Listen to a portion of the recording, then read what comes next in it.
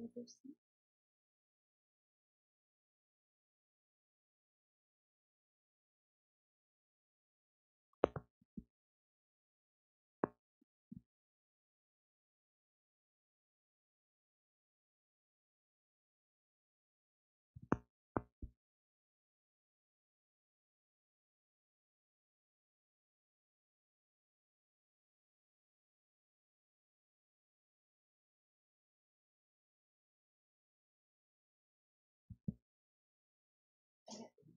Neyi çeşit var?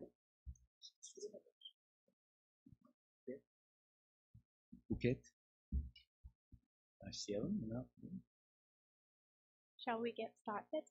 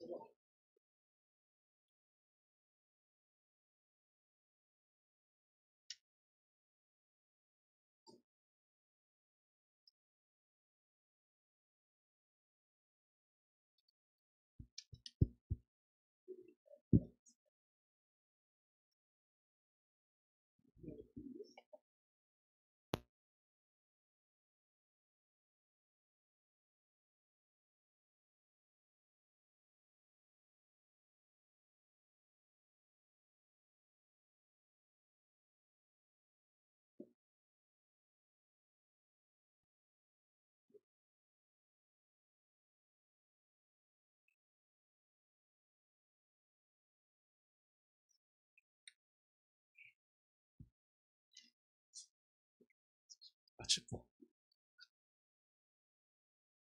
Okay, thank you. We're ready to start. Good evening, ladies and gentlemen. A very warm welcome from my side. My name is Aret Demirci, and I'm representing here today the Friedrich Naumann Foundation for Freedom, one of the partners of this excellent project. And it's an utmost honor for me to be here today with you. The more it's my first event here in Turkey. I'm the new guy in the town. I'm the new project director of Friedrich Naumann Foundation for Freedom here in Turkey. And but at the same time, I'm familiar to this country because I was born here and I've been here before. I was here 6 years before, again working for the Friedrich Naumann Foundation for Freedom. And afterwards, I moved to Sofia, Bulgaria, and to Beirut, Lebanon, again working for the Friedrich Naumann Foundation, which is one of the German political foundations, the liberal foundation among the German political foundations. And it's also an honor for me to speak today to you, because I know that we have been working with Hrant Dink Foundation on hate speech and discrimination in media for more than 10 years. And we have started, when I was still here, we have started working on hate speech in traditional media. And today, after so many years, now we will talk about hate speech and discrimination in AI and how to combat hate speech using the opportunities of AI. When I was still back here in Turkey, AI was not such a big topic. So I see that things have changed. Some certain stuff is still the same in our beloved country, but certain stuff have definitely changed. I mean, I'm someone of an Armenian background, so my parents are from Turkey, from Malatya. I was born here in Turkey, so I know what hate speech in media means. And I guess most of you have been confronted with hate speech also in your personal or professional life. So unfortunately, we always face this issue because the internet is a place where people come together, where people meet. And unfortunately, hate speech is widespread online because people feel more comfortable, they feel secure when they insult people. So they insult and they discriminate people, saying to themselves, hey, it's online, nothing can happen to me. So people are attacked on the basis of their ethnic and religious affiliations, their gender, their political affiliation, their ideology, nationality, skin color, sexual orientation, on anything. So you name it. So there are so many things where people are attacked with, and this leads to a brutalization of behavior in all aspects of life. I mean, it's not only staying in online, it's also affecting the life on the street. So what's happening there, it's having implications for our life outside on the street. And some months ago, when I was still in Germany, I came across a survey which I found very striking, and I think it has also some takeaways for our discussion today. And I would like to share some of these striking outcomes of this survey with you.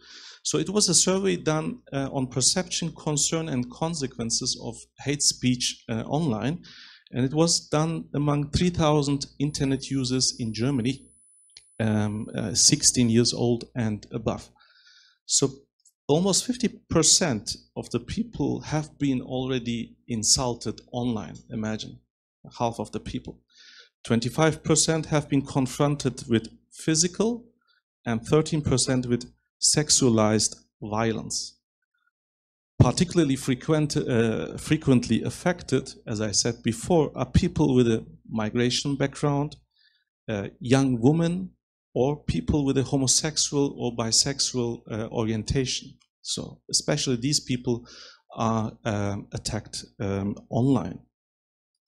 More than half of these people, and this is also very striking, are less likely to express their own political opinion out of fear. So this is the point where self-censorship starts, I would say. So people are afraid, they fear that they will be attacked by others, and they do not express their political opinion out of fear. And this is a very dramatic point, if you ask me. And people less often participate in discussions, 55%. And people formulate contributions more cautiously, again, 53%. So people are very afraid of what can be happen to them online, confronted with hate speech. And 82% fear that hate speech endangers diversity in the internet.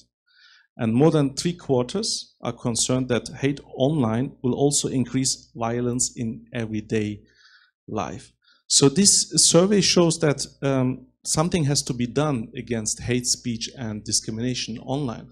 But I mean, the big question is, so what can be done? It's easier said than done, I would say, because how to recognize hate speech and discrimination in this sheer endless number of posts and contributions in the internet. So how can human beings do that? And this is the place where AI comes into play, I would say, because AI is able to recognize discrimination and hate speech more systematically, more quickly, because it's using algorithms and it's using certain methods which are developed by researchers. And there are research done at different places where automated methods are developed by these people, and these are for recognizing and classifying hate speech and discrimination in the internet. So, and I guess we will also listen to some of these developments from our international speakers and guests. By the way, thanks for coming and being with us. And I'm very much looking forward to this discussion. And again, I'm happy to be here back to the city where I was born, and again, being here part of this discussion, which is very important for our country and for other places as well. Thank you so much.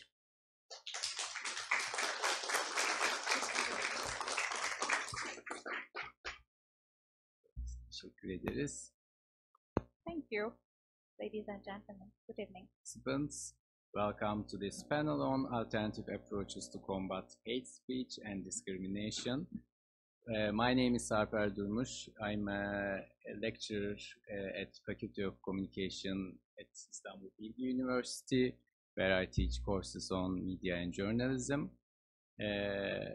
And like my research mainly focuses on digital platforms and their implications for democracy. But before we begin, I would like to thank and congratulate the Countering Hate Speech team for organizing this important event. Elif Erol, Buket Kapısız, Başak Can, Pelin Önal, and Elif Yararbaş, and other people that I might have missed their names. They have put together a distinctive panel that aligns well with Granting Foundation's organizational goals. So the work of the Countering Hate Speech project is more relevant than ever, as like it's seen here. So it's a full room. The room is packed. It has begun as a media monitoring initiative and evolved into monitoring and combating hate speech on social media platforms. Of course, these are spaces where people are increasingly subjected to hateful or toxic rhetoric, in addition to the discrimination they may already face in their daily lives based on race, ethnicity, religion, gender identity, sexual orientation, disability, immigration status, social class, age, or appearance. Of course, unfortunately, this is too long. The Hrant Dink Foundation has been instrumental in documenting these offenses in Turkey and raising awareness about this harmful behavior, which, as we unfortunately know, can escalate into physical threats as well. Today, we are fortunate to have three significant guests with us. They are experts in the field of combating hate speech and discrimination, and they will share their work and insights on reducing online toxicity. I also want to underscore the timeliness of this panel. If we look back to the last months, like what happened in the world, so some like major events. In the UK, now officials are debating tougher regulations for platforms like X after a surge of online disinformation-fueled riots, racist riots, let's just say. Similarly, during the Paris Olympics, boxer Iman Khelif became a target of a disinformation campaign, sparking a wave of anti-LGBTQ hate across the platform, and so those posts garnered tens of millions of views, and so this was very much the case for the Turkish language Twitter space. This situation has worsened since Elon Musk's acquisition of X, with his so-called absolutist understanding of free speech. So having said that, platforms like X are crucial for countries like Turkey, where freedom of expression is under constant threat. These platforms provide a vital space for people to express their views and stay informed about political decisions that directly affect their lives. So there's an ongoing tension between the right to free speech and the urgent need to prevent hate speech and disinformation. This tension highlights the difficult balance that both technology companies and governments must navigate. However, so the current situation calls for alternative approaches, as digital platforms often evade this responsibility, and many governments' main goal is to control speech on these platforms rather than create safe online spaces. So with that said, and to avoid the risk of you feeling that the moderator can't manage time, so I would like to introduce our first speaker, Nazar Akrami. I would like to read your short bio as well, so that can be like an introduction for you. So the format is like we have like 3 speakers and 15 minutes for each of them, and then we will have a Q&A session, and we will particularly be interested in your thoughts or your questions, because this is an issue that concerns everyone, and it is a vital issue, right? So let me begin with Nazar.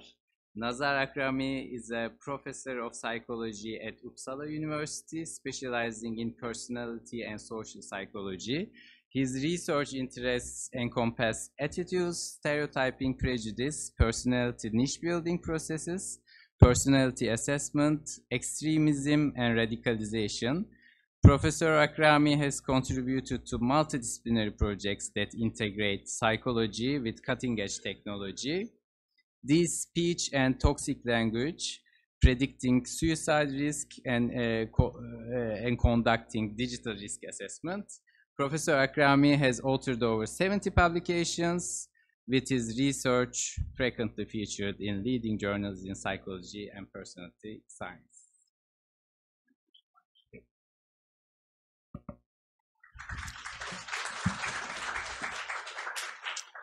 Thank you, Sarper. Then I don't need to mention anything more about myself.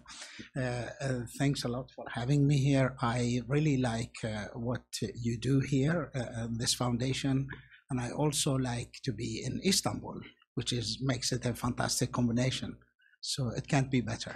Okay, I will walk you through actually almost a summary of what I have done regarding hate speech and working with hate speech research, I would say. I will start with talking about what is the subject, why and who engaged in hate speech, and what to do or what we have done about hate speech and hate speech detection and combating hate speech generally. When I started with this research, it was around 2017. We actually did quite a lot of work to say that we will develop tools that can automatically detect hate speech. After a very short period, very shortly after that, we realized that it's very difficult, especially considering that hate speech in Sweden is a legal definition. So actually you can sue people, you are fined if you are engaged in hate speech. That means that you need a couple of lawyers to define what hate speech is and to identify hate speech as well, and to characterize it or classify it as hate speech. So we realized that we have a difficult task here to create an automatic tool that detects hate speech. So what we moved to what we call toxic language instead. This doesn't make this less severe or less serious or less or better in any way, but we think it's approachable in terms of research and in terms of what we can do about it. So we have focused on toxic language. And for us, toxic language is that if you say something that a large proportion of people who hear that can feel offended by it, that is like the minimum level of definition of the toxic language. But of course, like hate speech, you can see that toxic language is most of the time targeted toward people because of their group membership, whatever group they belong to, actually. So what we did, we focused on toxic language. So let me tell you a little more about the difficulties we faced. We said, okay, if we consider toxic language, in terms of methodology, we ask people to classify language, our sentences, if they are toxic or not. We realized that there is a very low agreement between people. So we found that actually that most people, most of us are very creative when we speak and when we use language. And this is also the case people who are engaged in in writing or commenting toxically. So we found some difficulties there, but we have overcome them by annotating better text, doing better labelings of text, and so on. So, and the other challenge we found, we met, or we saw in the branch, it's like minor language have difficulties to attract researchers to do things about them, or to do research about having automatic detection of hate speech. So, and now you can think, what is a minor language? Swedish is a minor language, it's a small language, but actually also even French is considered, or Turkish is a small language. Why it's a small language? Because large social media companies invest much less. If you compare with English, they invest 90% of the resources on English, and the rest of the money goes to the other languages. That means that when you do hate speech detection tools, for example, for Facebook and so on, the effectivity of these tools is much less. That's why we see more hate speech online. So our other focus was, okay, let's try to do something about small languages. So that is why also we started the European Hate Lab, which gathers people from our researchers from different places in Europe and in the world, actually, to work on smaller language, to exchange experience and do common research. The next subject, okay, I have talked a little about what, about why and who. I have done research on prejudice, that is racism, sexism, homophobia, and any other. Actually, I have also studied about prejudice that against people whom you think, oh, is that prejudice, for example, tall people, short people, and so on. So we have studied negative attitudes toward many different groups.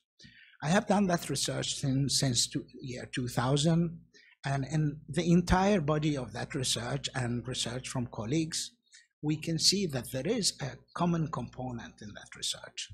And that common component is that people who express prejudice, they have a specific type of personality. They have, okay, not to say type, they are characterized by low agreeableness and low openness as in terms of personality. So if people tend to people who express prejudice, they have low openness, low agreeableness. What we found that in our research also is that when we study toxic language online, we found that there are similarities. In one study, for example, what we did is we analyzed toxic language against journalists. So we had a long list of journalists, we collected data, we looked who was prejudiced. We roughly found, just to say, around 100 people expressing prejudice. And we had about 700 items. 90% of these items were expressed by 10% of these people. So that means that there is a group out there who are focused on expressing prejudice or hate speech. What we did is that we analyzed what we had text from these people, and we looked at can we do a personality profile on these. When we looked at their personality profiles, we saw that this is exactly matching the one that we found that people are prejudiced in the 20-25 years that we have been doing research on. So there are very large similarities between the ones who expressed. Probably they are the same people, I would say, but maybe they see online activities as a way of expressing their prejudice where they cannot do it on the offline. One other reason is that we found in our studies is that situational factors. as soon as there is an absence of our unclarity of a social norm that prejudice, our toxic expressions are not okay, there are people who are expressing it. And again, there are the same individuals who have that certain personality. We have research on that. So situational factor, absence of norm, there's no norm, you are anonymous, then there is a quiet room for these individuals to express more prejudice. So to say, now I have mentioned now what we have done and who are these, roughly who are these individuals. What we can see, it works both in terms of prejudice in the lab when we do experimental studies in the lab, but also from the studies who have done online research on online activities and expression of prejudice, our toxic language. We see that introducing a social norm against prejudice helps. It helps people to control themselves, these individuals to control themselves, to say, no, it's not okay to express. And there are, for example, we also can see that important social and celebrities and mentioning social, like important figures in society also helps suppressing these prejudice. So just to say more specifically what we have done, we do monitor social media regularly. We do it for different reasons. Sometimes we do it, for example, in association with the Swedish elections. Sometimes we do it when we have a specific case of a politician or a journalist who is targeted. What we have done, we have created automatic tools that can detect toxic language, and we can see that these toxic attacks can last for a couple of days when they are activated from their activation. So if the politician is doing something or a journalist is doing something, there are at least 48 hours and ahead they would be receiving toxic messages. And there is also much more organized communities behind these toxic attacks. Just to give you a concrete example on what we think is powerful to do and what we have done is that to provide people with some kind of self-awareness that the text that they are written, it's perceived toxic. What we have done, for example, is that we have given people an app that they can see that the writing is, for example, toxic. For example, if the text has become little toxic, the text becomes yellow. And if it's more toxic, it becomes red. So you can yourself see that, yeah, this is something that people will perceive toxic, so I will not send it. We don't do any involvement in sending and not sending and doing any other. This is like just for self-monitoring and self-reflection. The idea is that most people, not these 10%, or the ones that I mentioned, most people might actually engage in toxicity because they are stressed, angry, or because there is a leakage of thoughts, that they can filtrate thoughts. This is a way to help them to overcome that change. I hope I am quite clear, and I am open to question later. So thank you.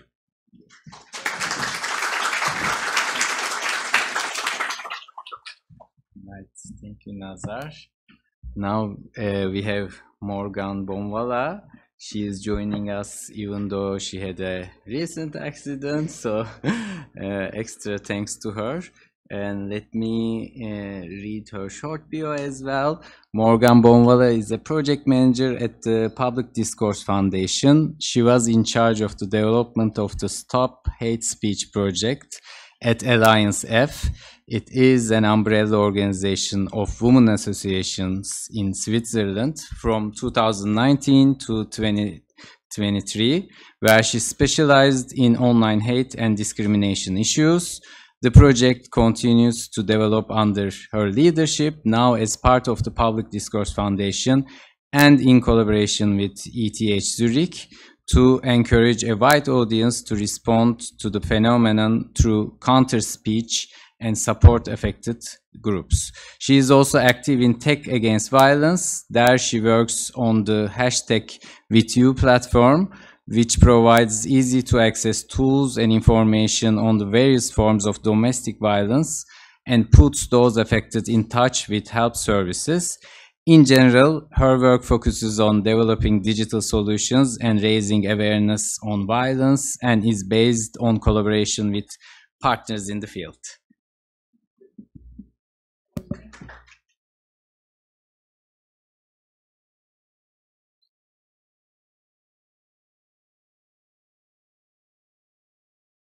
Now you hear me. Great. Thank you a lot for having me today. I'm really thrilled to be here. I will try to do a short presentation so we have more time to exchange with you.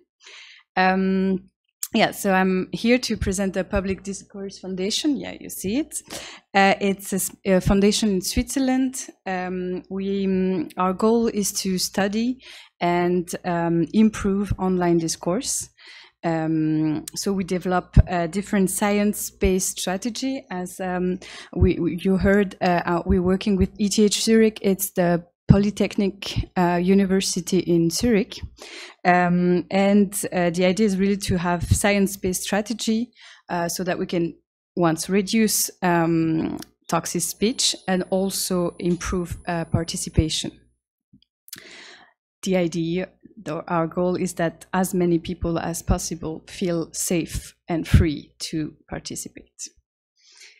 Yes, that's us. So it's a very new, very fresh foundation. We started last year, you already say that. But we work on the project since a long time now. So how do we work? We have kind of 4 axes. We do research. I will show you some of our research later to understand better, because it's a global issue. We do have data, we do have knowledge already about it. But for example, in Switzerland, we have close to none. No data, no research. So we are starting this for our country and hopefully more globally. And we make that research accessible, visible to all of the different actors, civil society, of course, but also politicians, journalists, and everyone who would be able to make change. And that will be more of my work. We try to create change within the civil society, to activate the civil society, to participate, to change the phenomena. And we are providing access, like support to those who are directly affected. I want to maybe I'll take just 1 minute to remind, like for those who are affected, we always talk about hate speech and what it is and how horrible it is. And I think it's always very important to remember what it does to those who are affected. I can only give example from where I'm come from in Switzerland, but I think it's always interesting to know that in our country, it's mostly women, but they won't talk to the media no more. So we have a lot of women organizations who are doing amazing jobs in different area, and they are not feeling safe and no more to talk to the media or to talk to a public event or stuff like this, because they are afraid of what is coming next on social media. That's one of example, but we also have national politician or journalist, female, who will not do their job no more because they are afraid. And I'm sure that you know a lot of different experience with this, but I think it's always important to start with this, that it really threatens mental health and career and just the feeling of safety to a lot of people there. So that's what the foundation do. And for that, we work in different projects, but with civil society, media, and science. I won't talk too much about media. We work directly with them to do experiments on Swiss media papers and also European media papers to understand a bit better the moderation process. But that might not be the topic of today. We will mainly talk about what we do with civil society and science. And here the idea is really that science is here to support all the activation I'm trying to do with the civil society, so that we can come up to people and say, okay, this work, we know it's a huge problem, but we come and we say, okay, science says this is efficient, so you can go with that and you will be useful. That's a bit what we do with science here. So I will start with that.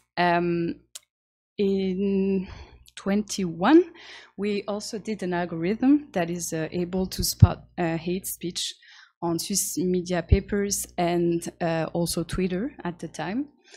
So in Swiss German, which is a very small language, not Turkish or French, it's Swiss German, French and English. We did that with also the civil society. They were included in annotation, so that was quite cool as a sensibilization tool. And I'm talking about this algorithm because I just wanted to show you some numbers that I think are important to understand a bit the phenomena and what we can do with it. First number, I think, so this is on Swiss media paper.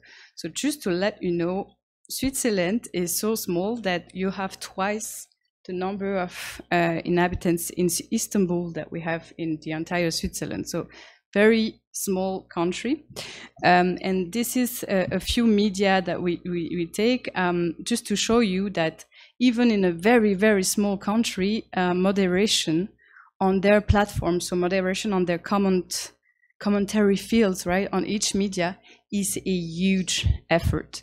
So on Media One, you have, for example, 8,000 comments a day, and most of them, like the huge majority, so almost 90%, are manually moderated. It's also a huge effort for social media to moderate what is published on their platform. So we have here a huge challenge, even for small media. That means that there are people who will spend the day moderating hateful content. I think that's very important to keep in mind when we talk about how much hate speech we see on social media. Maybe we talk about it later if you have any question on that. Another number, I think, well, you talk a bit about it, but we have a different number, but close. And I think that's the main number we should keep in mind, is that what we found, it's the same on Swiss newspaper and on Twitter, is that in between 0.5 to 1.5, so let's say 1% of the commenters are the source of in between 50 to 70% of the hate we find online. So we have a very, very small amount of people who are creating this absolutely horrible phenomenon. It's a good news and a bad news, right? So it's a very bad news because we know we are here, but it's also good news because that means we can maybe do something about it if we are, if we want. Well, we want to, but that means we can do it, right? The thing is, so this, let's say 1%, to make it easy, are also responsible for the majority of content you will find on social media or on Twitter or on Swiss media newspaper, which means that, okay, they will produce maybe in between, I think in between 20 to 50% of the overall content. So they are mega active users, if you want to. That's why we are leaving the space, we are leaving the public discourse to a small amount of people, and that is why we have also that kind of issue. I hope that was quite clear. So with those information, I think it's easier, because that means, okay, we can understand a bit better the phenomena, so we can find solution. And one of the solution we think is working, and we proved it working, is counter speech. So inviting people to react on those hate speech comments. So we don't have, like, rather than just delete everything, just react and see how it could work. But here is what I wanted to tell you before. Let's not just try out and see how it goes. Let's be efficient. So ETH Zurich, the researcher with us, did this study. So they try out different strategies on Twitter in answering hate speech. And they proved that if you use an empathy-based strategy, counter-speech, then you will modify the behavior of the hater behavior. So it has, for me, a knife with two sides. So you modify the hater's behavior, and also you show everyone else that it's not, the hate speech is not without any answer. Yeah. Okay, so that was the first study they did. Just to show you, that was the first result. So they also tried humorous answering and warning of consequences, but really we had only results with empathy-based. Meaning, when I say result, is that the user were either he deleted the tweet, or did not answer on the feed, or did not tweet in a hateful way in the following weeks. Well, were more likely, not all of them, but more likely to do so. So we were more likely to change the behavior of those users. I didn't show you the rest of the slide, but just to let you know, we did a second study on counter speech, and they went a bit further. So they tested different kind of empathy, because empathy is very large. It was always empathy to the attacked group, sorry. So to really show that you have empathy for those who are affected. And so they try out different empathy-based strategy, and the one that works the best is really to create an emotional reaction to the user, to the hater, saying, remember the last time you feel that way. This is how you make those people feel. And here you have the better result on the deleting and the not being hateful anymore. Yeah, so that was a bit the kind of research we are doing. And to let you know, so that I will use those results and really go to civil society and tell them, here, you have some tools, that's some of the tools we made, please react, please be a part of that, because it's only a minority of people who are doing this hate speech, and we can, as a society, change that if we go with the right tools. I think I will stop here, and maybe we can discuss later.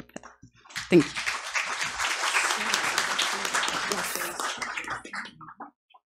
Right, thank you, Morgane. And now our last speaker is Katharina Klappheck.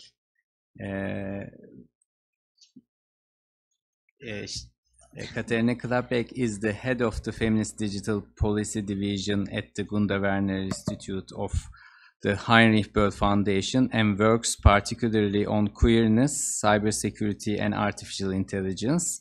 They hold a master's degree in political science from the University of Vienna. In activist contexts, they are primarily concerned with the implementation and design of new inclusive technologies. Katharina's work currently focuses primarily on the conception of policies regarding feminist cybersecurity tools, and they worked at the Bundestag in the field of gender equality and digital transformation.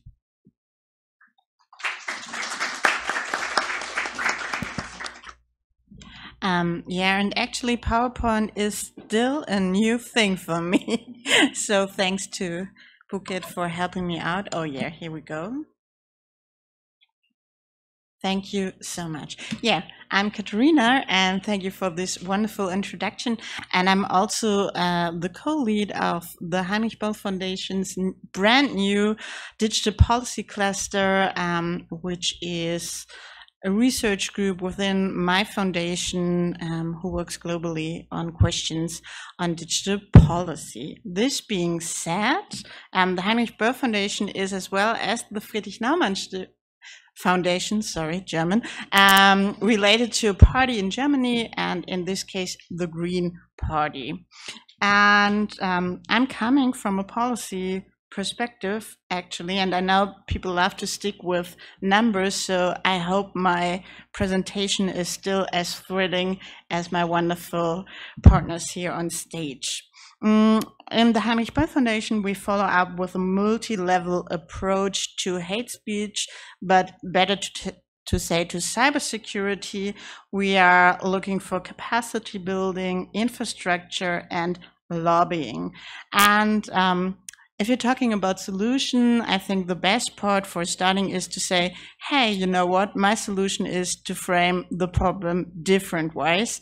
So this is why I'm here. To frame hate speech as cybersecurity, to encounter hate speech with cybersecurity strategies. Why is this so?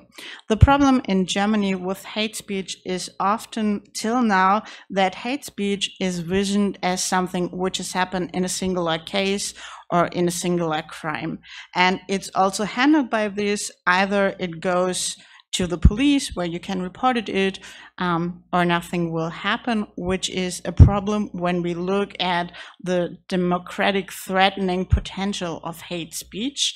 And so I put it here at my wonderful presentation, why is hate speech a policy problem?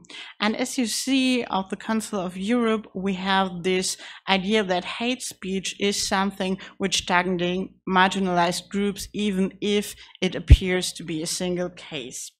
And this is also quite interesting because in Germany, we now have the discussion about a new digital violence law, and this digital violence law should also encounter hate speech, and it should be easier for targeted people to get a lawsuit. But actually one of the main cases which was framed was the 1-star review at Google instead of the good old hate speech. Yeah, well, and it's still not passed, even this is not already done. And this is also why I often framed hate speech as one form of digital violence, because it's not only, as we heard already, it will come to actual violence, or it is actual violence. And also when we talk about hate speech as a policy problem, I think it's good to remember like some numbers as well, because we have a study in Germany from the Weizenbaum Institute, which give us annual reports on digital participation. And this shows that the rates, for example, of women like really stuck when not getting even fewer women getting participate in the internet, while the level of hate speech is constantly high. Also, the report shows that 1/3 of people encounter hate speech in total, not divided into youth or old, and also that these people also reported that. And I'm also the head of the feminist digital policy division, so it's always the question why it is a feminist perspective or a feminist issue, because often people say, yeah, well, you know, it's important, but let's make it a little bit broader. And I would say the feminist issue is key here, because most of the people who are targeted often are targeted because of their gender and other marginalized issues, for example, disability, race. We have this already. And so I pointed here, like we had a really huge gender-based disinformation campaign 2021, which targeted Annalena Baerbock highly, and also from the gender disinformation playbook that female politicians are facing digital violence more than once. And we also have a case study in Germany. Renate Künast, one of the highest political representatives of the Greens, are targeted by gender-based hate speech and need to go to the highest court to have a lawsuit. So you see, it's super high what you have to put in as an effort. So by this saying, what are we doing as a foundation? We're focusing at once, as I told you, on the infrastructure, and also in a global construct like the digital policy cluster. We focused on infrastructure as part of technical design. So we advocate for safe use digital tools, because we believe that hate speech also is a threatening to privacy, because it often came together with data breach or doxing. This means publishing address of activists and other persons who are in danger. And the security by design thinking is one of which is also in the data protection from the EU Parliament. Here I have the privacy by design.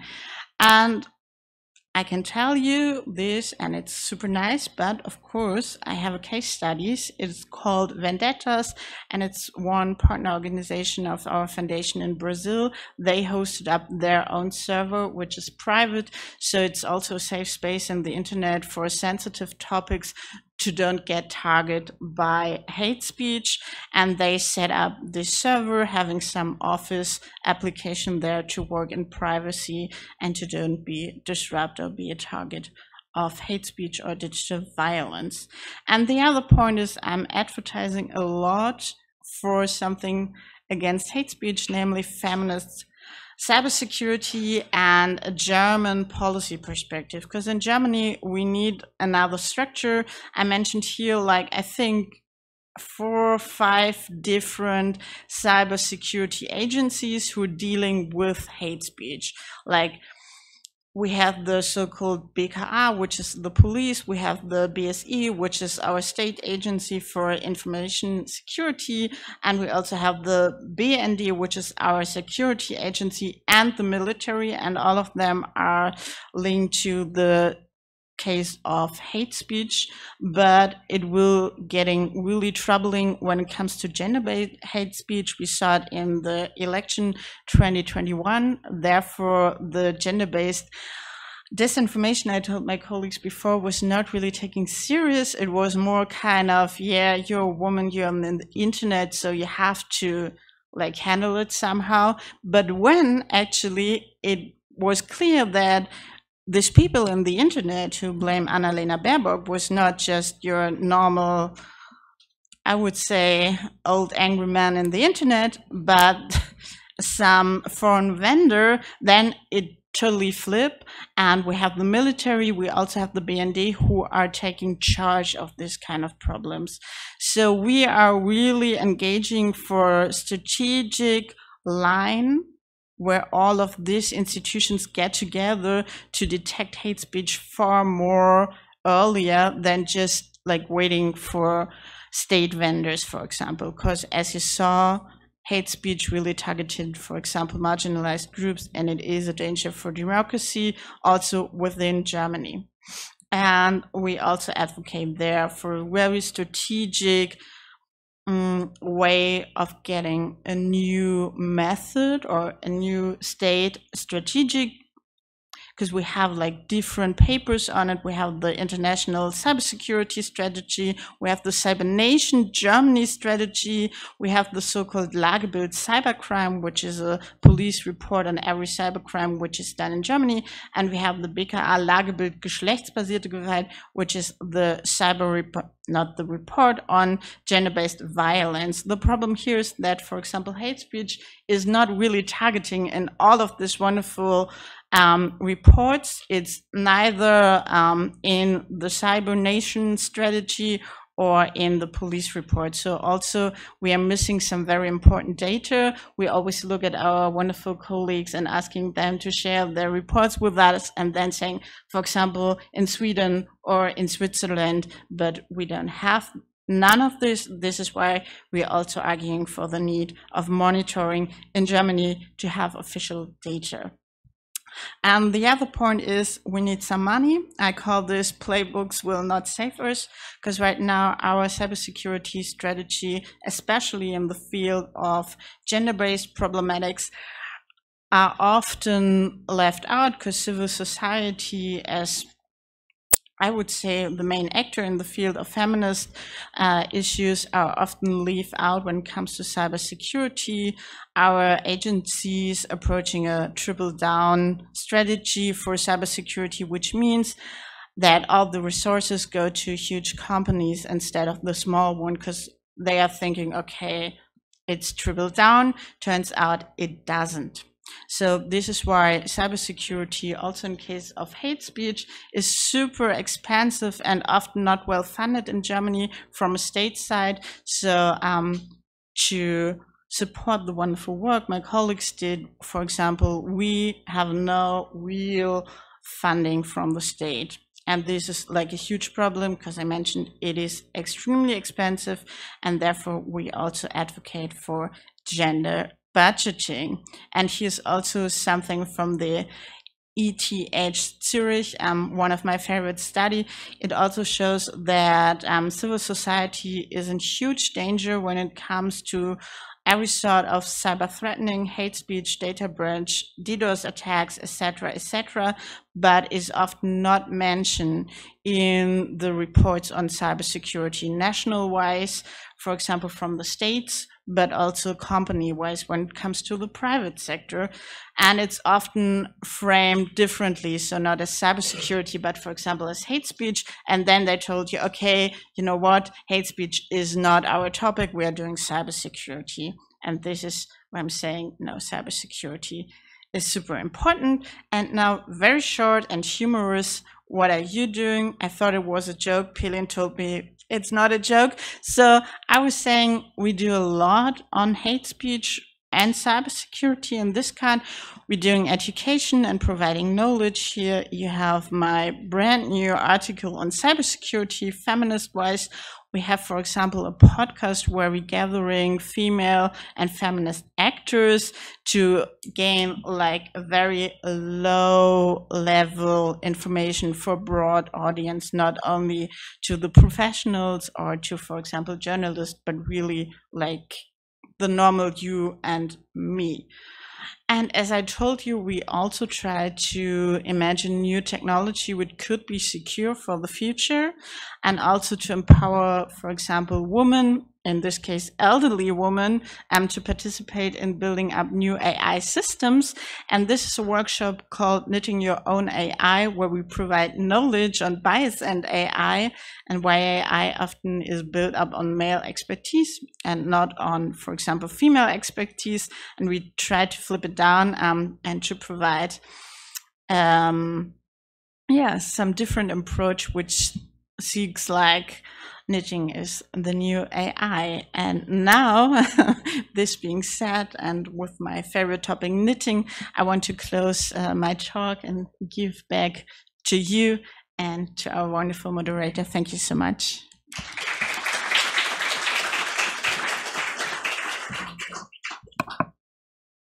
Okay, thank you. So the first round is over. Now we can have like some questions, and you can like ask specific questions, but also you can like in a way throw questions so that our speakers will choose an answer. So how do we do this? Do we have a microphone or? Oh, tamam. Okay, so like so many.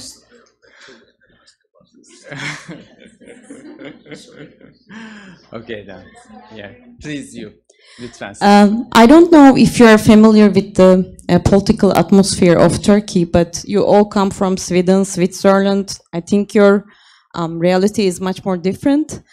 The hate speech in Turkey is being promoted by political leaders by themselves. For example, the political party in charge and the head of this political party, Tayyip Erdoğan, recently called dissident people rotten, çürük, decayed, sürtük, slut, and ev zencisi, and I don't know how to translate that. Which is racist ultimately at the end of the day. He's not alone in hate speech, in promoting hate speech, but whatever he does becomes the headlines next day, and it becomes widespread on digital media. And his vulgar and barbaric supporters, of course, take the courage from him, and then they start to insult people. For example, they call distant people sürtük on Instagram, and they take no charge at the end of the day. They get no punishment. So AI is excellent, of course, in monitoring and collecting data, but what do you suggest for countries like Turkey, where hate speech is being promoted? I don't want to call him president because he's neither my president nor my political leader, but by the political leaders. He's not alone, of course. There are other political figures who promote hate speech, but as the head of the government, I think he is alone, and I can't really name other leaders in the international regard. So yeah, what do you suggest? It's a difficult question.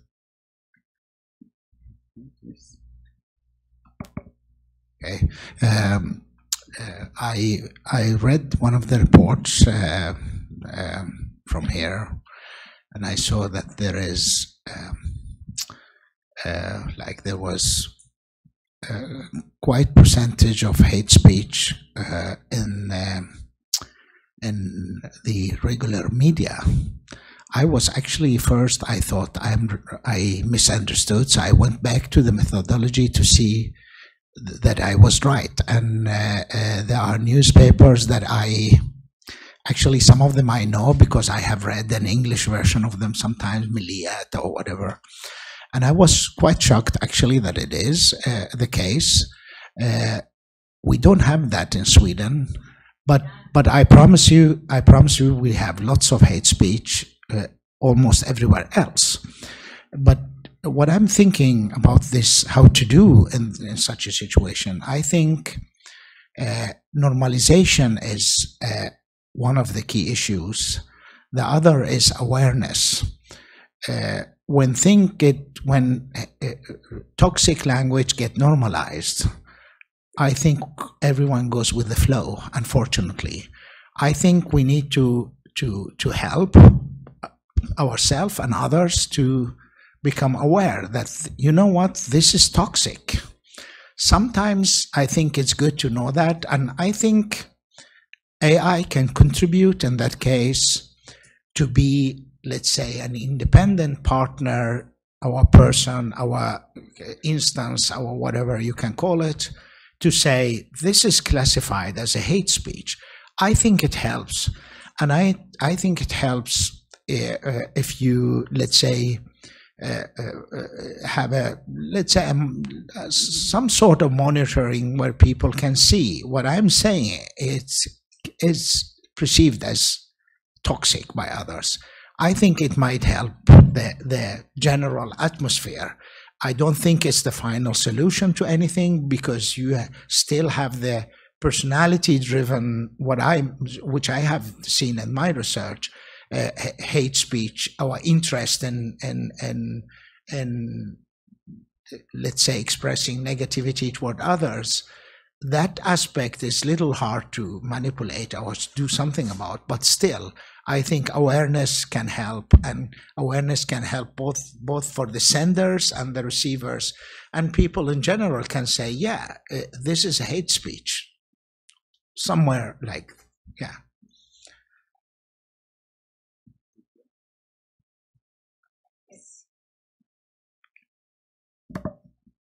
You want to say something, please? Yeah, please. I don't know. Yeah, it works. Also, yeah, coming from Switzerland, I know that we have a very, very different reality. I think that we can't for now come up with solution. I mean, no, I will rephrase that.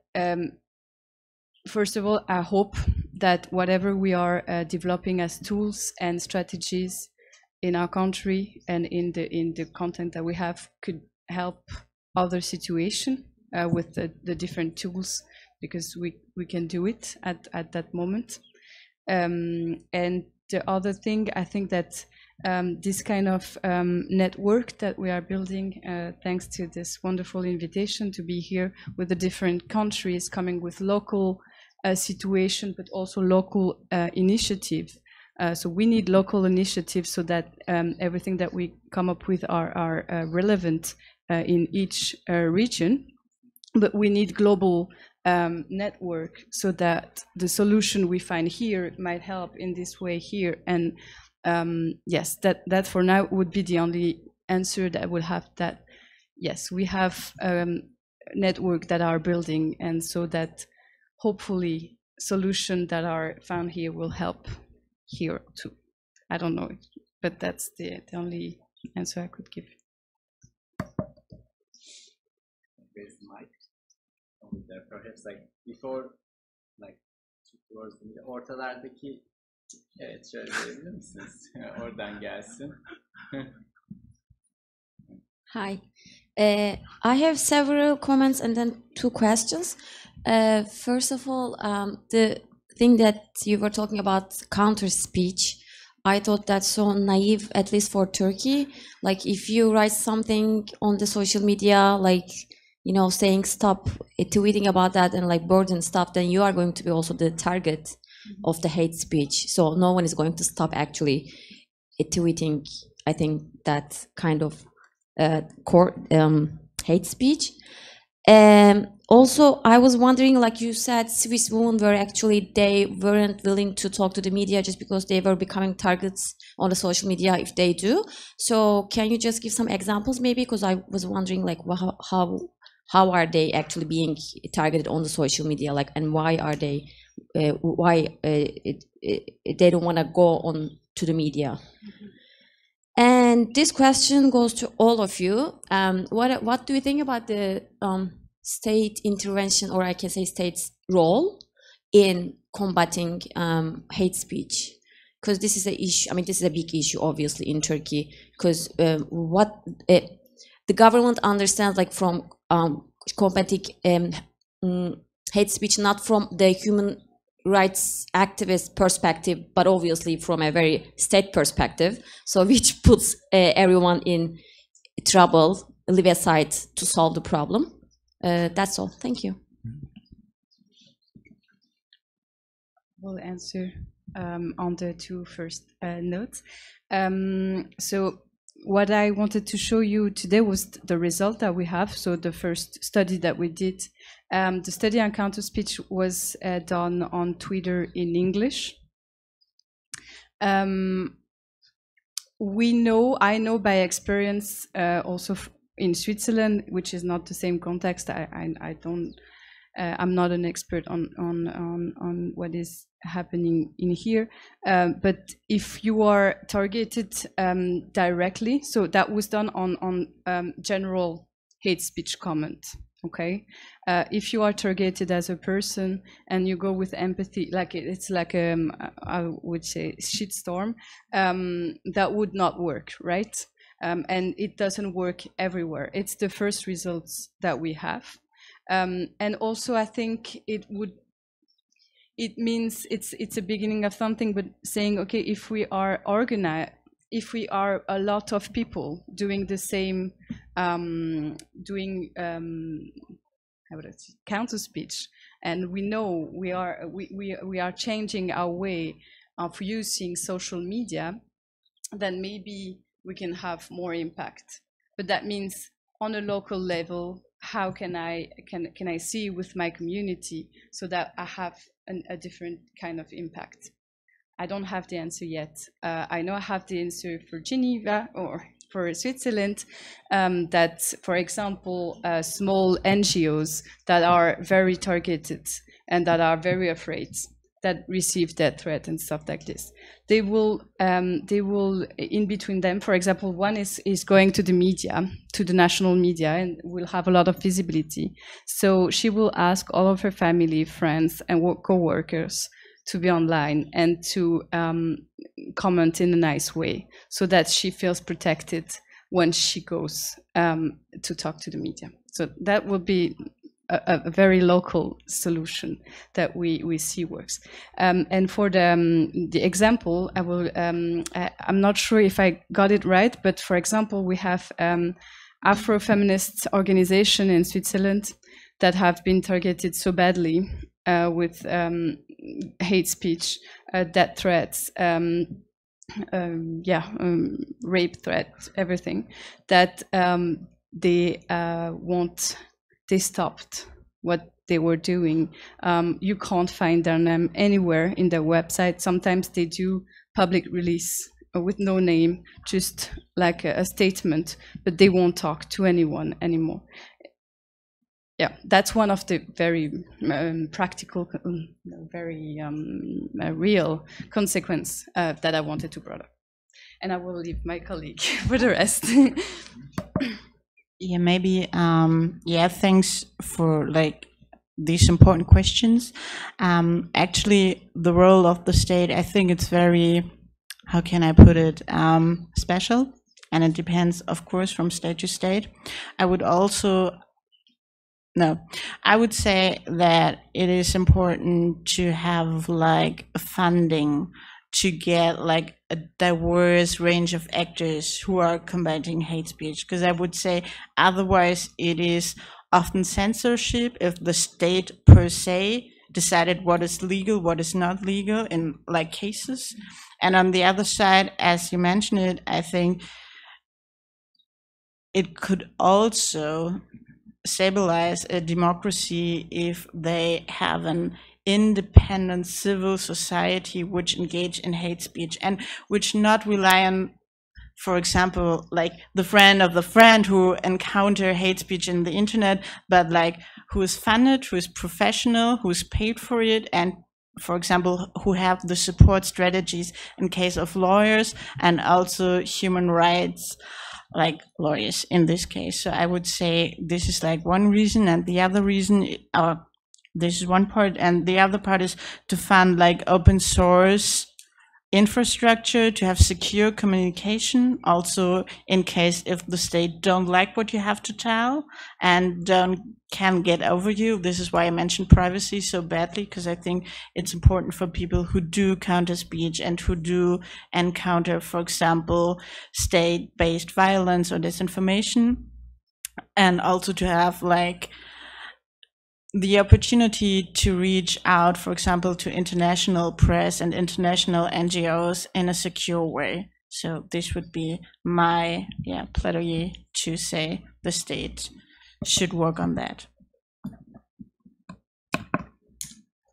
Yeah, so it's like the state's role is interesting in the sense that one of the people who stirred up hate during the UK's racist riots. So this guy has been imprisoned for 3 years, and during the court process, he admitted of receiving around like 1,400 pounds a month from Twitter. I mean, because he was just like publishing stuff about the mosques in UK and everything. So in that sense, like we expect states to be like more active towards the platforms, towards the digital platforms. And so, yeah, so the questions coming from the audience also says that, so it is like it can, if a regular user or who is a victim of hate speech responds, so it can escalate the situation, but also there's the risk of burnout too. So I was wondering, like, what in terms of policy, in terms of like future policy that can push digital platforms, social media platforms to invest more in content moderation. Is there like anything happening on that front? Yeah, that's a good, wonderful question as well, because of course the huge digital platforms are the other side of the coin in here. And I would say it's not done enough at any sense, because like we saw that content moderators are like not, as valued as they should. They are often freelancers. They are often like not enough persons for example, minority language, which included like every language except English often. And they are not like really have a union which strengthen their rights and so strengthen the quality of the content moderation. Because, of course, if you have a burnout person there who's the only person, for example, to moderate like in a conflict zone right now, of course, you will get a lot more hate speech online as otherwise. And I think here, in my case, German politicians and also European politicians are forced to put more pressure on large platforms to get them like take care of content moderation also from the workers' rights and union rights perspective, because I think this is one big asset democracies have, workers' rights and better working conditions for the people who save us from hate speech online. I can say what we have been discussing in Sweden is to initiate some instance totally independent of the government and politicians to monitor several instances, social media and so, and provide a yearly statistic, for example, to say to Facebook, for example, that 10% of your comments are hate speech. You need to do something about it. I think that kind of institutions are necessary because, I mean, as you can hear from the questions and from our experience before, hate speech can become a tool in the hands of politicians. We have that case. We have examples from in Sweden.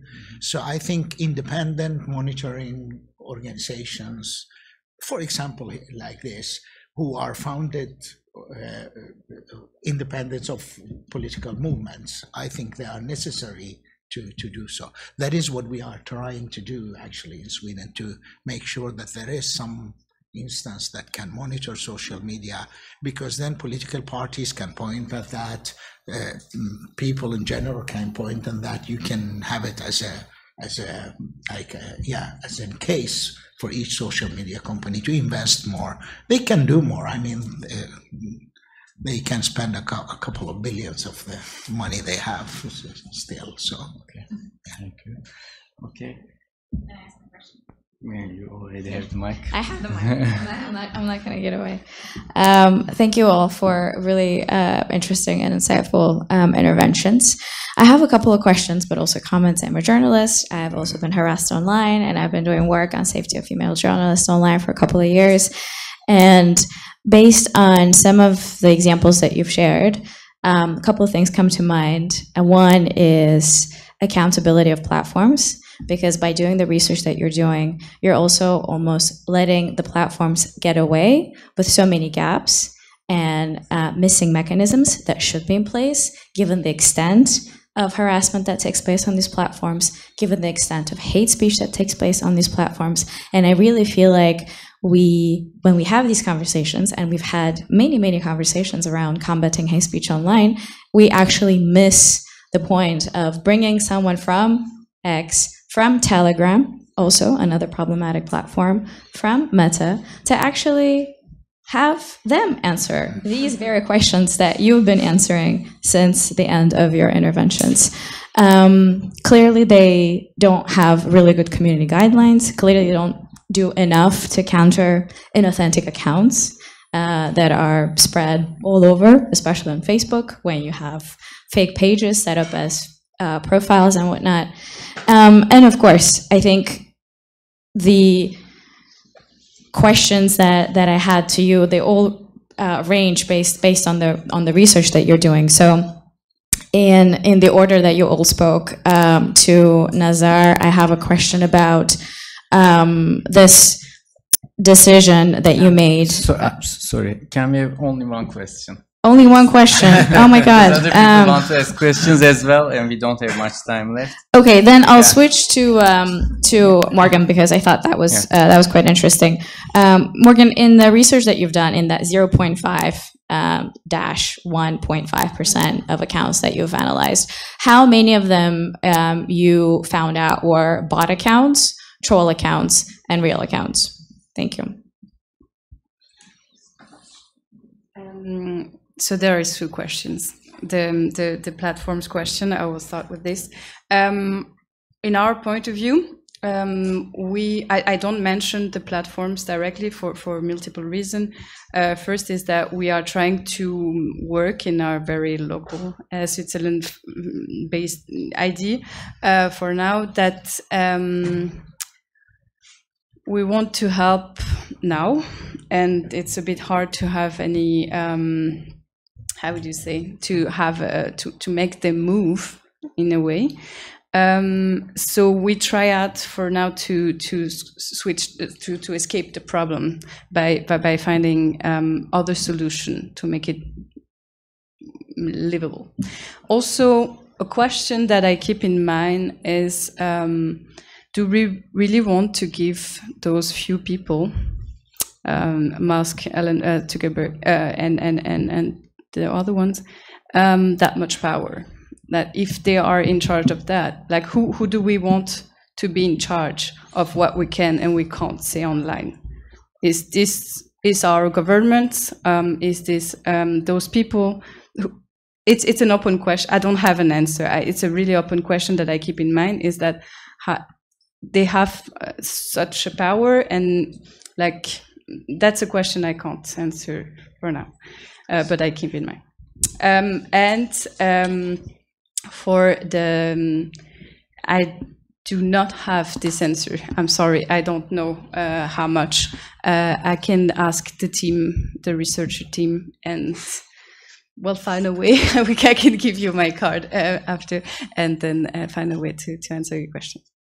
Thank you for your questions. The mic is coming. There is a question from there. Bu arada Türkçe de sorabilirsiniz. By the way, you can also ask your questions in Turkish. My question is, where do you think social class stand in all the data that you have gathered? This is maybe a question that you can answer, I don't know, as a whole. And if any way class plays a role in the widespreading of hate speech online, which I think might, because the internet is more a diverse and an accessible place where people from all different backgrounds can partake in. What do you think? Do you think it could also? What efforts would the efforts to deal with hate speech can also contribute into class divisions and make the internet less democratic, in a way?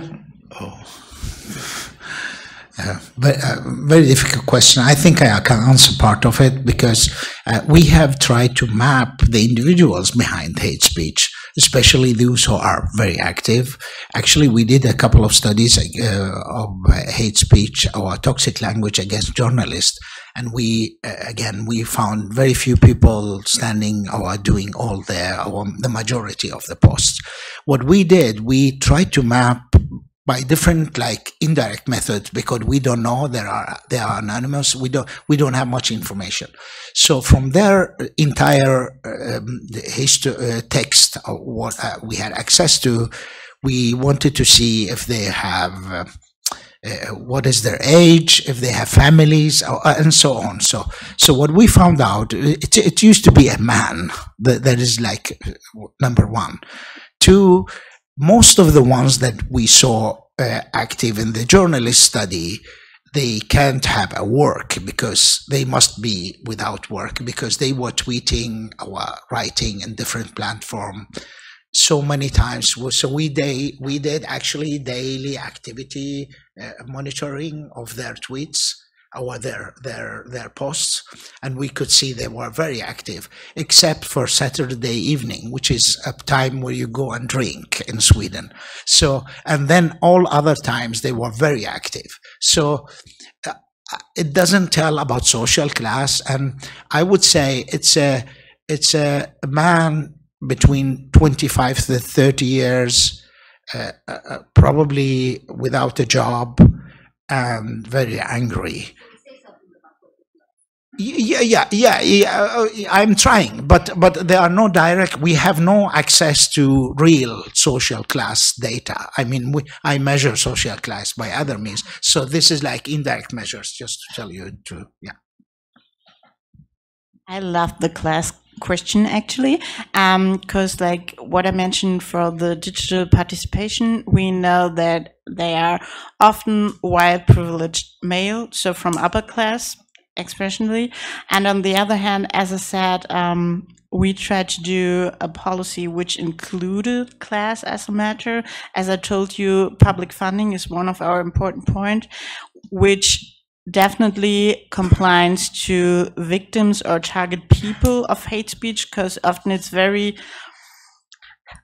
liberal in a bad sense. I mean, they're the wonderful Friedrich Naumann Foundation, but liberal in a bad sense that it always said, okay, you know what, it doesn't cost a thing to do counter speech. So we always said, okay, it costs a thing. Maybe it costs a thing to renew your phones. Maybe it costs a thing in case of, like, for example, work hours. So you can't go to job and you have to have sick leaves. So we want to cover that because we believe that, for example, class matters in this case. And also when it comes to accountability of the platforms, I want to stress out that class matters a lot, because we put a lot of pressure on the content moderation and say, okay, please fix it. And on the other hand, we don't put the same amount of pressure to the CEOs of these kind of platforms.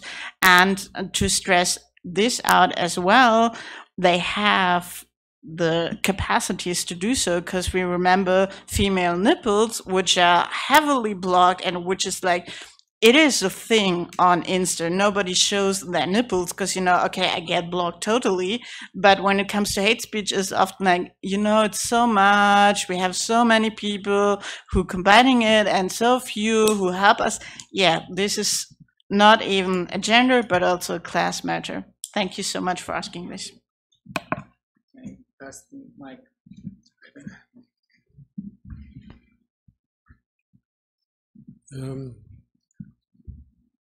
Burada sınıf temelli We talk about clusters or classes. I will take a step further. Can you hear us? I will take a step further regarding cluster or class-based approach.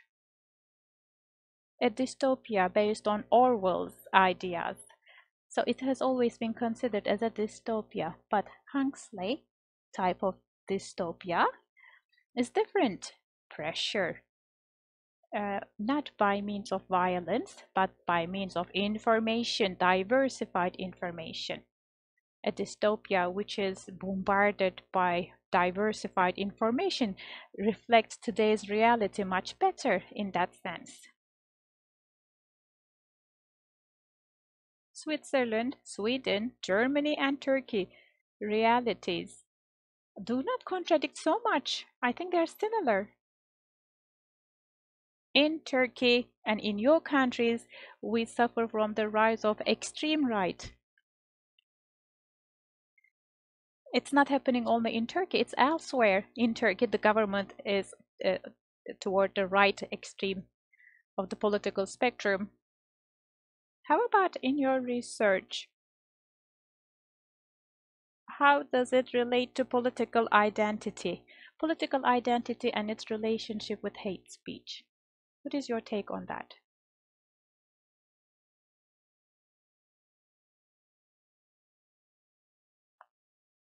Who should answer the question? Any speaker? Yeah. Thank you so much. It's a very interesting question, and I hope that you and I could have a couple of hours to discuss. But okay, this is a very sensitive thing, but let me start with the beginning when you said there are similarities in how we are. I definitely agree, and I have always said that there is a misunderstanding if we think that because different situations put us in different way of behaving, we are completely different humans or have different mentalities. And so I think we have the expression of toxic language and hate speech, it's more or less the same way as in Turkey.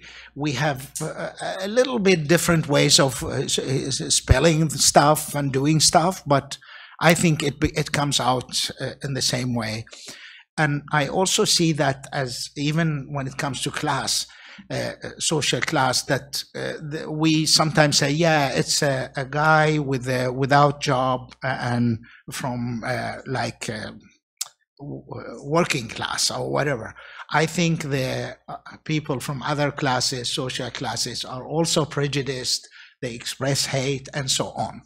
But when it comes to the core of your question, if there is a relation between hate speech expression and political identity, it's very difficult to say straight when it comes to hate, toxic language.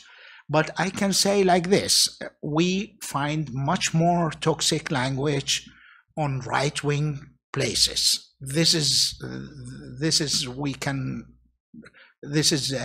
sort of a reality. And when it comes to prejudice, the expression of prejudice, that is like the other side of the coin of hate speech and toxic language, even there we find that people highly prejudiced tend to be from the right spectrum of the political line. So this is, I don't know if it's an answer to your question, but this is what I have. This is what we have data on. We can see in numbers that there is a higher correlation between there's higher means of expression of toxic language among the right compared to the left, and even the right websites and compared to the left websites. And I can also say generally left websites are very not very expressive generally, so we have much less data as well from them. So it's good to mention that, so you know our database. Our data is based on different kind of things. We can have other questions. Burke? Yes. No. Thank you very much for all the nice research presented here and job done. I'm really impressed by the app that Nazar talks about, which changes color as you type in stuff. And it actually backfired very badly in the hands of real haters. Oops, I only got to orange, so let me make it red. Sorry. But anyways, it reminded me of, I don't know if you have ever considered. You will not get it. I'm not a real hater. But anyhow, so it reminded me of a student work actually done in my university, in Bilgi University, which actually was an interface on Twitter where you would type in the text and it will show you how many years in prison if you send this out. So that was, so it's a very funny way to, in Turkey. It worked on Turkish language actually. So anyhow, so my question would be, so these are just comments to maybe Morgane or all of any one of the panelists. So it occurs that only a little small percentage of the population generate a huge fuss, a huge hate speech. So maybe the problem is not the producers, but the consumers of hate speech. So I wonder if you have done any research or any findings as to why and how people consume so much hate speech. So that is my question to any one of the panelists. Thank you very much. That's a question that also interests me very much. I wanted my team at DTH to really look how much time people spend reading the comments. I want to know, because that means they really, we have this but I will answer not really by saying that that's why we want so much to sensibilize, saying, hey, it's actually not a lot of people, but we are all watching and we are silent. at least I am, or I was before I started my job, reading all of this horrible stuff, being very angry and not being very active in that. So I hope that also sharing those kind of numbers will create a reaction amongst those people and among the general public. And I think, well, we are starting with the studies, right? And our idea is really to be fed by everything that we see. So a study on those 90% or 99% of people would interest me very much, and I already tried to have something, so hopefully.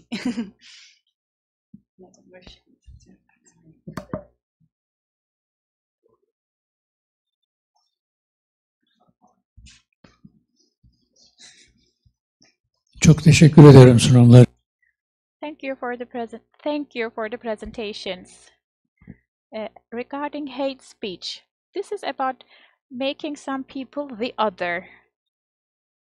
Yes, and when we look at the political structure, how the community is carried away in the flow, this is all based on a small portion of the society calling the others the other or bad, not one of us. How can we break this cycle? Actually, the civil society can do that, but unfortunately, we don't have enough civil society present. According to a research in Turkey, 54% of the population considers the TV channels as their only source of news. And you know, TV channels are totally controlled by, you know, the government. Mostly mainstream TV channels, they are controlled by the government. There are actually thousands of fake websites, fake accounts that are doing advocacy for the government, for the ministry. There are such fake websites. So it's like we are occupied on four corners.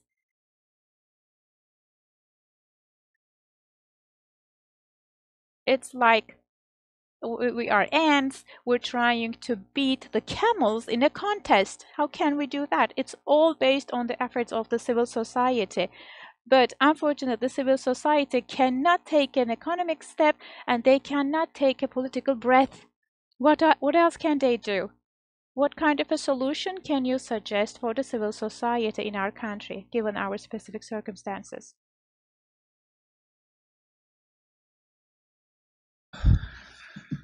Have you teamed up to ask difficult questions?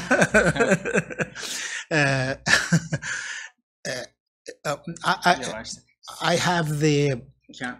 Can we do this? Let's have like quick 2 more questions.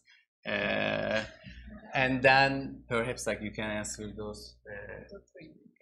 Can you pass the mic towards the back, please?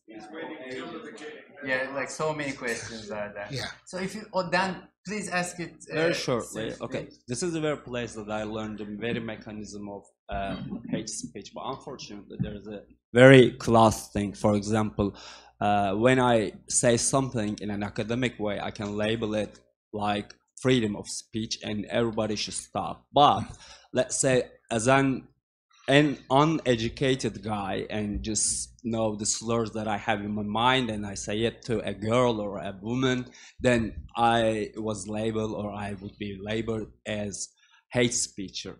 Then questions comes. Unfortunately, as you might notice, there won't be any law preventing hate speech from our daily life, and there's a very nice reclaiming or mocking, let's say, slut walk. Like a lady said that Erdogan calling dissident women like slut, but LGBT trans women also reclaiming the very culture of slut, and the very hate speech stopped there. It's a solution, but if there is a norm, but not law, what can you offer? And there's a thing there too. For example, you said that very tiny population of the general produce such things, and let's say that they are recoverable by good speech, quote unquote. But what about trolls who are very much supported financially and, let's say, spiritually by the power agendas? The most famous one should be the state. And the very last one is... Okay, so okay, thank you. I'm waiting answers from Katharina and Montaigne and all of you. Okay, if no law, what kind of norm? What is troll? What is recoverable? Minority, let's say minority hate speech producers. Okay, to what extent we can get over from this thank you. stuff. Elif, mikrofonu geçirebilir misin oraya? Evet. Please, go ahead. My question is very short. I want to ask if we use AI technology to counter hate speech, wouldn't it be counterproductive and deficient? Because AI is incapable to detect context and intonation. Because AI doesn't have feelings like how human beings are able to detect his statement. Okay, and one last question from the younger participants. She also wants to ask. Can she ask after Who me? is younger? I was gonna ask. So these people, these men, usually there are mentally ill men who take their anger out of the internet, and I have. This is not my research. Anything. I've just researched it out of hobby, but I've learned that like these mentally ill men, by listening to certain YouTubers, they get more and more hateful with each time. And their tweets get more hateful, they get more, like, they lose their lives to this, basically. So have you seen a pattern of people getting more hateful and then recruiting their friends into this, for example? Have you seen a pattern in your research? And also, my friend really wants to ask, can she? Thank you. Okay, let's have like one last round of answers, and then we can cover what we can, all of us. Yeah, sorry about that. Like, we're already over time. Wow. I have you in mind, so I will. Yeah. First of all, the AI question, because, for example, we as a foundation also debate on it on a practical side, and I would like definitely be on your side, because I think AI is not the solution neither for appropriate translation, for example, nor for good answering, even though if I didn't like, no, to put it otherwise, yeah, you're right with the context, but also question of cultural context. For example, different marginalized communities, now we're coming back to these questions, have different kind of, for example, slurs which they want to reclaim, right? And we did a study about, like, for example, content moderation on hate speech. This was quite interesting regarding racism and sexism on Black women. And Meta, for example, censored some like really empowering statements of Black women in the US because they said, okay, it's hate speech, you know? And therefore we're advocating for very gender or intersectional sensitive content moderation, but this of course costs a lot of money, and here comes class again. So we are advocating for an intersectional content moderation which relies on good working conditions, and also saying no to AI as a counter speech tool for hate speech.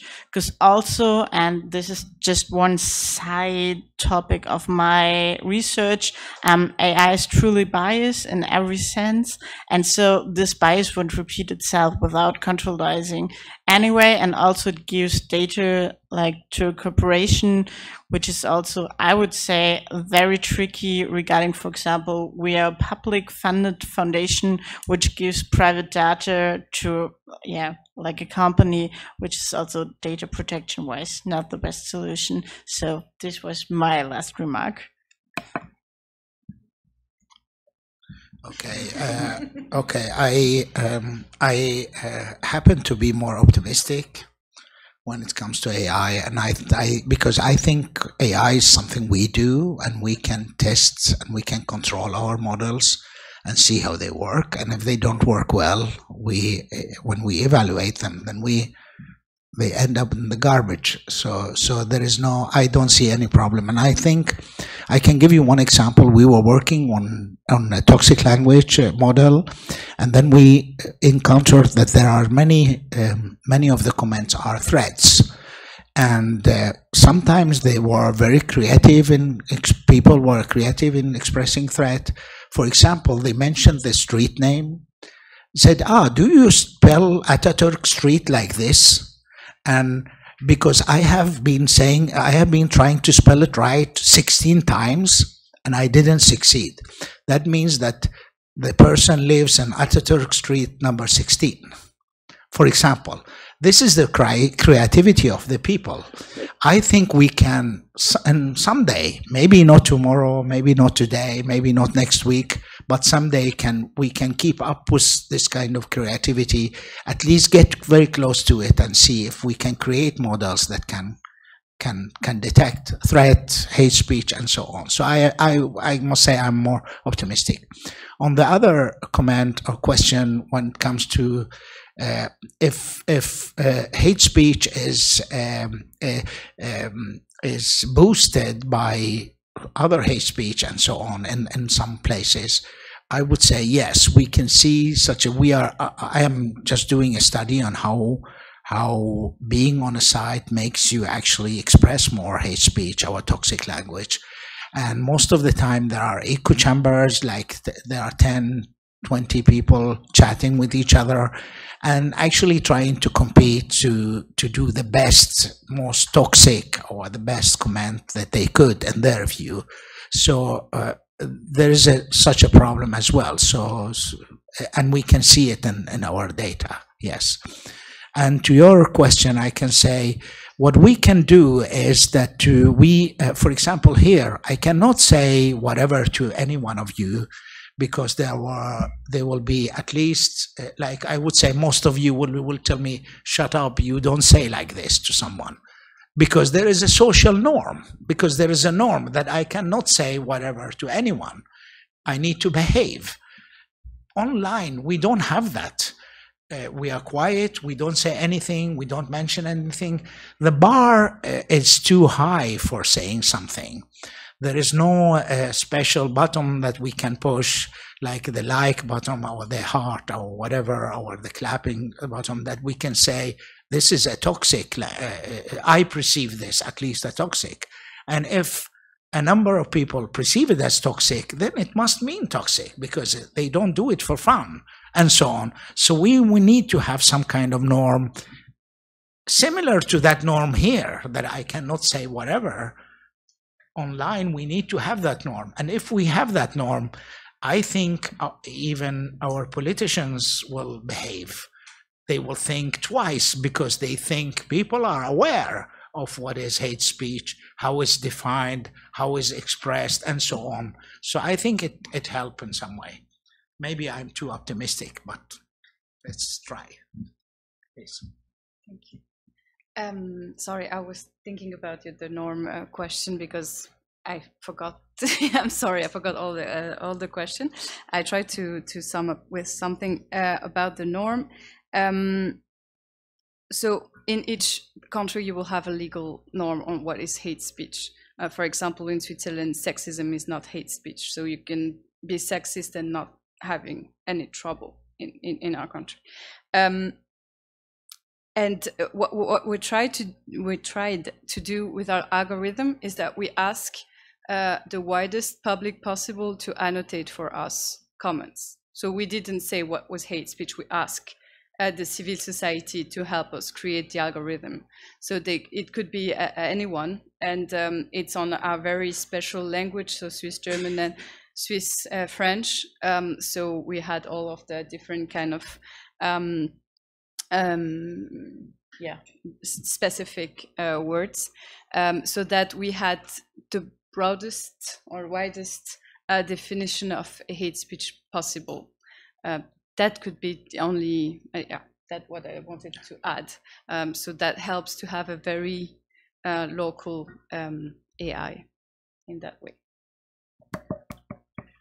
So and hate speech producers different. The tolerable ones that you can talk to them in a positive way and then they can change. But intentionally hate speech producer roles. Okay. Do you want to say anything? I don't have a specific answer for that because the study was made it was made on specific users, not true. Okay. So I'm sorry, I don't have more data. Okay. So I want to thank our guests for being here today, but also for all of the participants. Your questions and interventions made this all the more valuable. So I hope the discussion will continue outside as well. Excuse me, can I have my little intervention now? I really want to thank Elif, Bukit, and Pinir just for being so nice, welcoming, and it was one of the best organized panel I've ever been to. So many thanks to you. I know it is a ton of work. You did it amazing. Thank you so much. Yeah, I second that.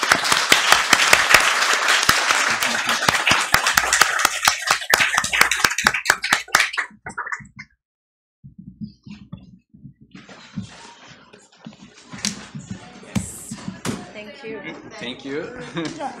Very good questions. Very difficult. Yeah.